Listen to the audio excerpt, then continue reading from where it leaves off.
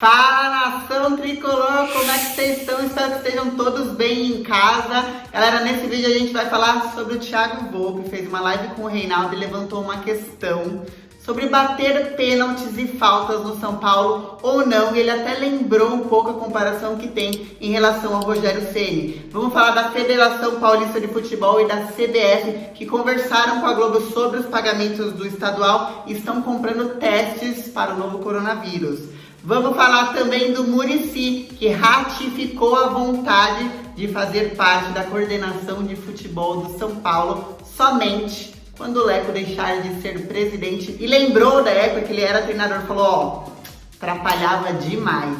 Por fim, vamos falar do Kaká, que está estudando e se especializando para se tornar um dirigente de futebol. E o São Paulo abriu as portas para o Kaká aprender essa nova profissão. E antes de partir para as notícias, eu quero te lembrar que tem duas séries especiais nossas para sair agora nessa semana. Uma sobre política, estatuto, bastidores do São Paulo Futebol Clube e outra especial sobre a Calçada da Fama. Se você tiver alguma dúvida ou se você quiser indicar algum nome, envie aqui embaixo nos comentários. Agora bora falar de notícia.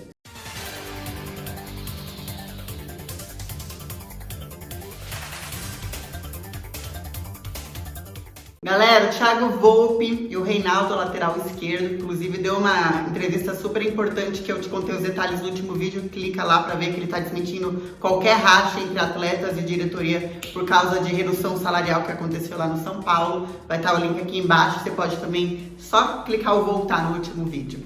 Agora o Reinaldo e o Thiago Volpi fizeram uma live no Instagram. Eles conversaram vários assuntos, brincaram com os torcedores.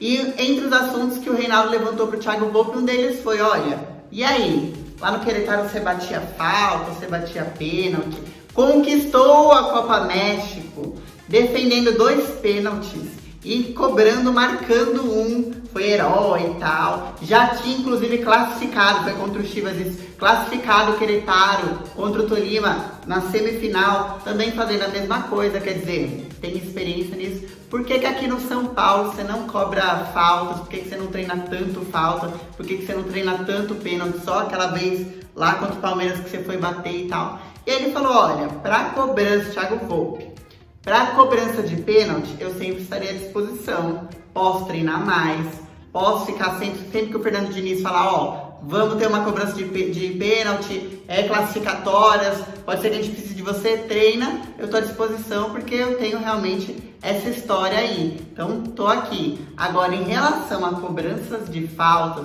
por mais que eu já tenha realmente feito isso lá no Querétaro, tenha treinado bastante, quando ele chegou no São Paulo, ele sabe que ele foi comparado ao Rogério Ceni, por isso, exatamente por essa comparação, que ele falou, prefiro não tocar nesse assunto aí, prefiro que me esqueçam agora, porque vai causar uma pressão, vai causar uma comparação desnecessária, vão falar que eu sou, porque nunca será o Rogério Ceni e ninguém nunca será igual ao Rogério Ceni, então eu prefiro não tocar nesse assunto aí. E o Reinaldo falou, não, mas você cobra bem e tal. Então vamos levantar essa questão para você, se você quiser saber das cobranças de faltas e de pênaltis do Thiago Volpi já na trajetória dele que ele teve no Querétaro.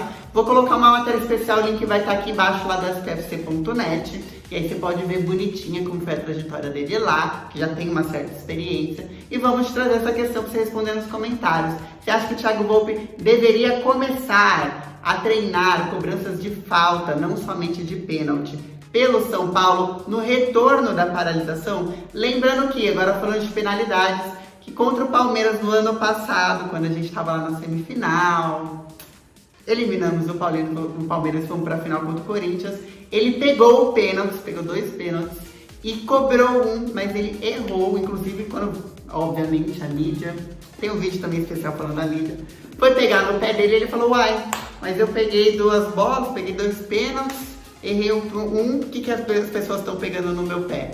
Então, assim, trouxe um pouquinho já do que ele viveu lá, aqui pro São Paulo. Responde aí a sua opinião nos comentários. Muricy Ramalho, se você tava pensando que era ilusão da quarentena, esse bando de notícia que tá saindo, Muricy Ramalho deu uma entrevista pro canal do Nicola, aliás, um grande beijo pro Nicola, E ele ratificou a vontade de fazer parte da diretoria de futebol do São Paulo como coordenador de futebol ali, participando da comissão técnica, nos treinos, no dia a dia, ajudando a decidir que jogador contratar ou não, ajudando, olha, vai por esse caminho com o treinador, realmente no dia a dia do futebol ali no CT da Barra Funda. Só que ele deixou muito clara a mensagem que só está amadurecendo essa ideia agora porque ele só pensa em vir para São Paulo depois que o Leco sair. Já é mais um para essa lista, né? Você já vê a galera que pensa em vir depois que o Leco sair. Os próprios possíveis candidatos à presidência, favoritos de vocês, Marco Aurélio Cunha. Rogério Ceni, que só vem como treinador depois que o Leco sair e nunca escondeu isso. E agora o Muricy esclareceu, porque ficava aquilo, será que é por causa do Leco? Será que não é? Tem uma rusga? Não tem uma rusga. E o Jorge Nicola perguntou diretamente, existe uma mágoa entre você e o Leco, afinal de contas? Ele falou, mágoa não existe não. Ele só falou o seguinte, o Leco atrapalhava demais, indicava jogadores que não seriam úteis para o São Paulo naquele momento, quando ele era treinador, ele tá falando daquela época do tricampeonato. Ele indicava jogadores que não seriam úteis para o São Paulo e o Muricy falava, não vai contratar esse jogador aí. Daí ele ficava bravo e quando ficam bravos com vocês lá, eles tentam te tirar. Palavras de Muricy Ramalho. E ele também falou o seguinte, para mim, o São Paulo é mais importante que as pessoas e por isso que ele se posicionava negativamente e comprava a briga mesmo quando ele era treinador. Então, finalizando rapidinho, deixa nos comentários também essa utopia, aliás, essa palavra tá na moda aqui no São Paulo, né? Essa utopia seria incrível para você.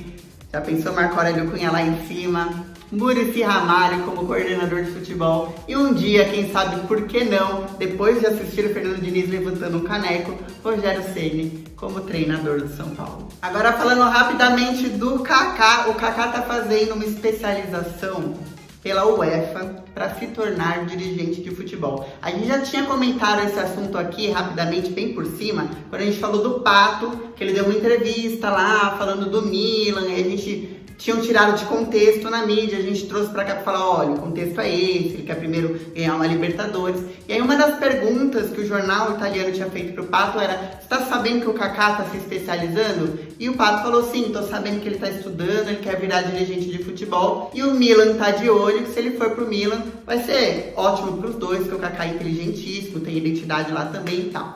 Então, o que você não sabe, eu vim te contar, é que o Kaká, além de estar estudando, ele já estava meio que trabalhando, fazendo um estágio nos bastidores do São Paulo Futebol Clube no último período, um pouquinho antes da paralisação. E aí, ele deu uma entrevista para o SPFC TV, está fazendo um especial chamado Arquibancada em Casa. E aí ele falou um pouquinho sobre isso, ele agradeceu o São Paulo, falou, obrigado por me abrir as portas, eu tô aqui estudando bastante, mas realmente estar no dia a dia dos bastidores, da administração do São Paulo, me fez entender com outros olhos, me fez entender de uma maneira completamente diferente. Às vezes a gente critica sem saber como é que as coisas funcionam por detrás das cortinas. Mas quando a gente tá lá, a gente passa a compreender que certas coisas acontecem de uma maneira e não de outra. Por fim, ele falou que tá conseguindo colocar em prática tudo que ele tá aprendendo no curso e defendeu um pouquinho do Fernando Diniz. Ele falou, acho que uma das melhores decisões do São Paulo nesses últimos 12 meses, nesse último 1 ano, foi manter o Fernando Diniz, porque toda vez que acabava um Brasileirão, ou às vezes nem acabava, como foi o Aguirre, né? Toda vez que acabava um Brasileirão, já colocava o treinador em xeque. Ah, esse cara não foi bem, vamos tirar. Não se dava continuidade, ou se dava continuidade, na metade do Paulista derrubava-se o treinador, como vamos pegar aí o último Dorival Júnior, que ficou depois de um campeonato brasileiro, mas não conseguiu sobreviver a um campeonato paulista. Ele falou, uma das melhores decisões do São Paulo foi manter o treinador, e se for inteligente, vai continuar mantendo.